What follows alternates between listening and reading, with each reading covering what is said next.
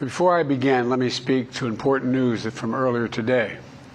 After 8 months of nonstop negotiation, by my administration, a ceasefire and a hostage deal has been reached by Israel and Hamas, the elements of which I laid out in great detail in May of this year.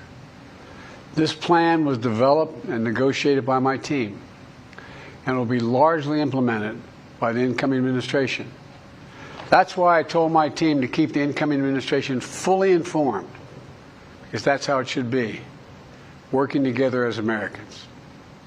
This will be my final address to you from the American people, from the Oval Office, from this desk as President. And I've been thinking a lot about who we are, and maybe more importantly, who we should be. Long ago in New York Harbor, an iron worker installed beam after beam, day after day. He was joined by steel workers, stonemasons, engineers. They built not just a single structure, but a beacon of freedom. The very idea of America was so big, we felt the entire world needed to see. The Statue of Liberty, a gift from France after our Civil War. Like the very idea of America, it was built not by one person, but by many people, from every background and from around the world. Like America, the Statue of Liberty is not standing still. Her foot literally steps forward atop a broken chain of human bondage. She's on the march, and she literally moves. She was built to sway back and forth to withstand the fury of stormy weather, to stand the test of time because storms are always coming. She sways a few inches, but she never falls into the current below. An engineering marvel. The Statue of Liberty is also an enduring symbol of the soul of our nation. A soul shaped by forces that bring us together and by forces that pull us apart. And yet through good times and tough times, we've withstood it all. A nation of pioneers and explorers, of dreamers and doers, of ancestors native to this land, of ancestors who came by force. A nation of immigrants who came to build a better life. A nation holding the torch of the most powerful idea ever in the history of the world, that all of us are created equal, that all of us deserve to be treated with dignity, justice, and fairness, that democracy must defend and be defined and be imposed, moved in every way possible. Our rights, our freedoms, our dreams. But we know the idea of America, our institution, our people, our values that uphold it are constantly being tested. Ongoing debates about power and the exercise of power. But whether we lead by the example of our power or the power of our example. Whether we show the courage to stand up to the abuse of power or we yield to it. After 50 years at the center of all of this, I know that believing in the idea of America means respecting the institutions that govern a free society. The presidency, the Congress, the courts, a free and independent press. Institutions that are rooted, they just might not reflect the timeless words, but they echo the words of the Declaration of Independence. We hold these truths to be self-evident. Rooted in the timeless words of the Constitution, we the people. Our system of separation of powers, checks and balances. It may not be perfect, but it's maintained our democracy for nearly 250 years, longer than any other nation in history that's ever tried such a bold experiment. In the past 4 years, our democracy has held strong. And every day I've kept my commitment to be president for all Americans through one of the toughest periods in our nation's history. I've had a great partner in Vice President Kamala Harris. It's been the honor of my life to see the resilience of essential workers getting us through a once-in-a-century pandemic. The heroism of service members and first responders keeping us safe. The determination of advocates standing up for our rights and our freedoms instead of losing their jobs to an economic crisis that we inherited, millions of Americans now have the dignity of work. Millions of entrepreneurs and companies creating new businesses and industries, hiring American workers, using American products. And together, we've launched a new era of American possibilities. One of the greatest modernizations of infrastructure in our entire history, from new roads, bridges, clean water, affordable high-speed internet for every American. We invented the semiconductor, smaller than the tip of my little finger, and now is bringing those chip factories and those jobs back to America where they belong, creating thousands of jobs. Finally, giving Medicare the power to negotiate lower prescription drug prices for millions of seniors. And finally, doing something to protect our children and our families by passing the most significant gun safety law in 30 years and bringing violent crime to a 50-year low, meeting our sacred obligation to over 1 million veterans so far who are exposed to toxic materials, and to their families, providing medical care and education benefits and more for their families. You know, it will take time to feel the full impact of all we've done together. But the seeds are planted, and they'll grow and they'll bloom for decades to come.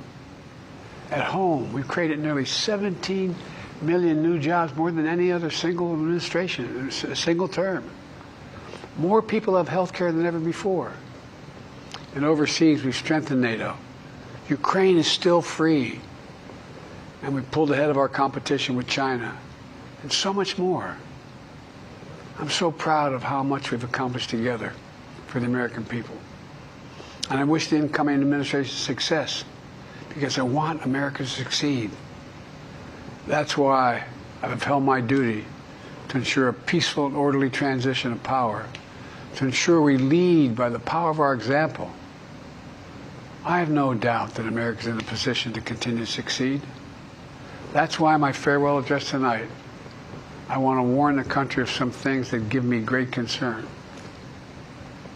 And that's the dangerous concentration of power in the hands of a very few ultra-wealthy people. And the dangerous consequences if their abuse of power is left unchecked. Today, an oligarchy is taking shape in America of extreme wealth, power, and influence that literally threatens our entire democracy, our basic rights and freedoms, and a fair shot for everyone to get ahead. We see the consequences all across America, and we've seen it before. More than a century ago, but the American people stood up to the robber barons back then and busted the trusts. They didn't punish the wealthy. They just made the wealthy play by the rules everybody else had to. Workers want rights to earn their fair share. You know, they were dealt into the deal, and it helped put us on a path to building the largest middle class, the most prosperous century any nation in the world has ever seen. And we've got to do that again. In the last 4 years, that is exactly what we've done. People should be able to make as much as they can, but play by the same rules. Pay their fair share of taxes. So much is at stake. Right now, the existential threat of climate change has never been clearer. Just look across the country, from California to North Carolina. That's why I signed the most significant climate and clean energy law ever in the history of the world, and the rest of the world is trying to model it now. It's working, creating jobs and industries of the future. Now, we've proven we don't have to choose between protecting the environment and growing the economy. We're doing both. But powerful forces want to wield their unchecked influence to eliminate the steps we've taken to tackle the climate crisis, to serve their own interest for power and profit. We must not be bullied into sacrificing the future of our children and our grandchildren. We must keep pushing forward and push faster. There's no time to waste. It's also clear that American leadership in technology is an unparalleled source of innovation that can transform lives. we see the same dangers of the concentration of technology, power, and wealth. You know, his farewell address, President Eisenhower spoke of the dangers of the military-industrial complex. He warned us then about, and I quote, the potential for the disastrous rise of misplaced power, end of quote. 6 decades later, I'm equally concerned about the potential rise of a tech-industrial complex that could pose real dangers for our country as well.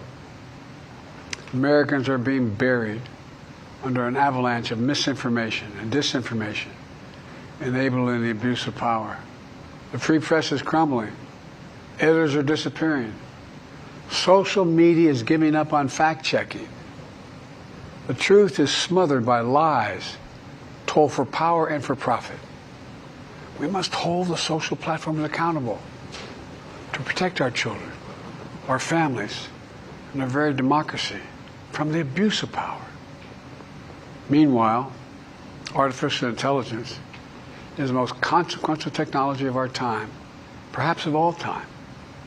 Nothing offers more profound possibilities and risks for our economy and our security, our society, for humanity.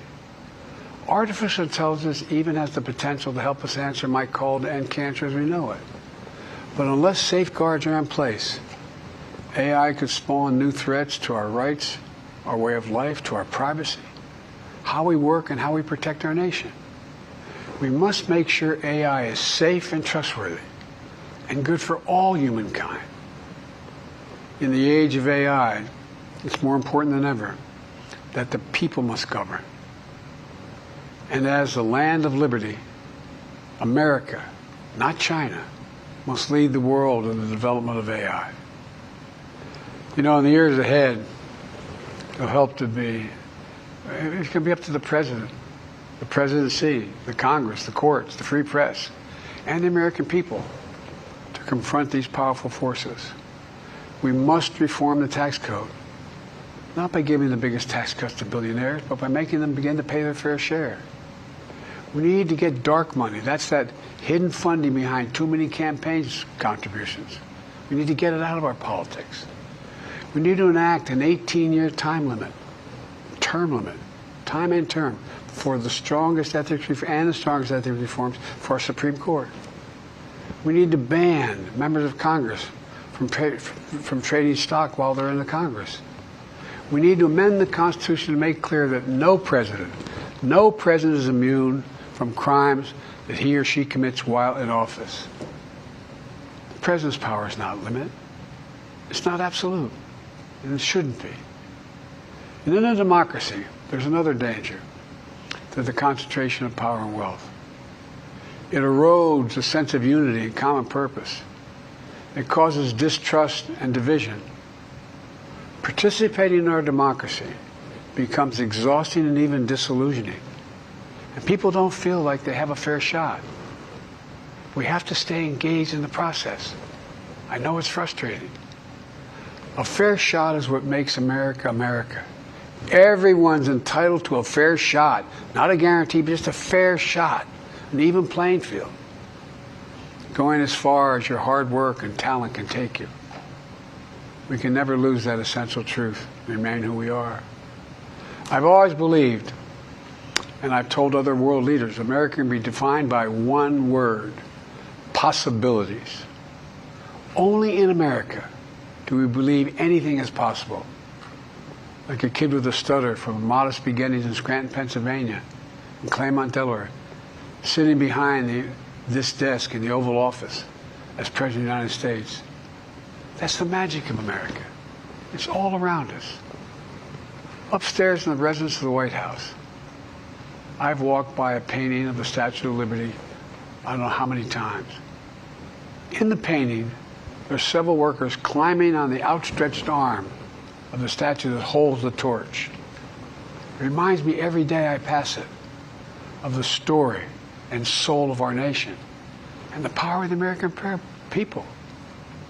There's a story of a veteran. This is a veteran, the son of an immigrant, whose job was to climb that torch and polish the amber panes so rays of light could reach out as far as possible. He was known as the keeper of the flame.